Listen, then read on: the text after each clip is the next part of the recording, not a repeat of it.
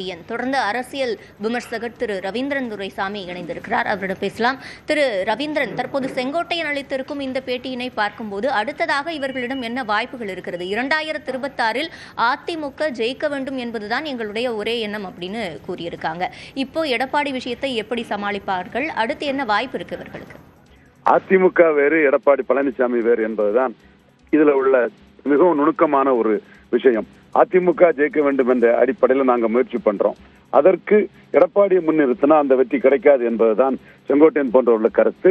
அதுதான் இதுவரை நடந்து இருக்குது. எடப்பாடி பழனிசாமி தலைமையில் அதிமுக எந்தவித வெற்றியுமே ஒரு 8-10 ஆண்டுகளாக பெற முடியவில்லை. ஆர்கே நகர்ல இருந்து இன்று வர குறிப்பா மக்களவை தேர்தலில் அதிமுக மிகப்பெரிய பலகீனத்தை அடைந்தது.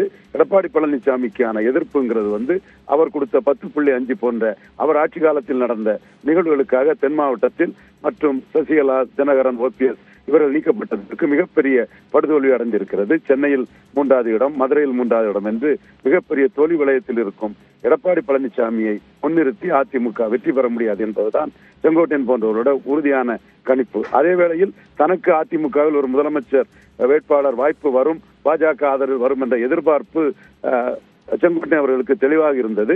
அந்த எதிர்பார்ப்பு இருக்கிறது என்பதை புரிந்து கொண்டுதான் இனியும் தாமதித்தால் சரி வராது என்று அவர் அதிமுகவிலே இல்லை. நீங்கள் அதிமுகவில் இருந்தால்தானே அதிமுகவில் கட்சி எடப்பாடியிடம் இருக்கட்டு, முதல்வர் வேட்பாளராக செங்கோட்டையன் வரட்டு என்ற மாதிரிப்பட்ட கேள்விகள் எழும் என்ற அடிப்படையில் அவரை கட்சியை விட்டே நீக்கிவிட்டார். இப்பொழுது கோர்ட்டுக்கு போறது, சிவில் மேட்டர் எல்லாம் ஒரு மக்கள் திரள் தான் எங்க முக்கியமே தவிர இந்த கோர்ட்டு அதெல்லாம் ஒரு கட்சியை முடிவு பண்ணாது. யாருக்கிட்ட மக்கள் இருக்காங்கிறது தான் அதை முடிவு பண்ணும். அந்த வகையில் இன்னைக்கு அதிக அளவு, அதாவது 20% மக்கள் ஆதரவு என்றாலும் கூட அதிமுக தலைவர்களில் ஜெயலலிதா மறைவுக்கு பிறகு அதிக அளவு ஆதரவு பெற்ற எடப்பாடி பழனிசாமி தான் அதிமுக இருக்கிறார்.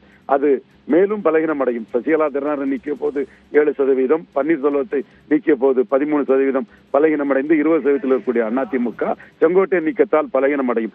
எந்த அளவுக்கு எடப்பாடியை பலகீனப்படுத்த முடியும் என்பதுதான் செங்கோட்டையனின் அடுத்த கட்ட நகர்வாக இருக்கும். இதற்கு எடப்பாடி எதிர்ப்பாளர்களை திரட்டி எடப்பாடி அரசியலில் வேறு பெற விடாமல் எடப்பாடியை தடுப்பது மட்டுமே செங்கோட்டையனின் நோக்கமாக இருக்க முடியும். அதிமுக ஒன்றிணைப்பு என்பது சாத்தியமில்லை.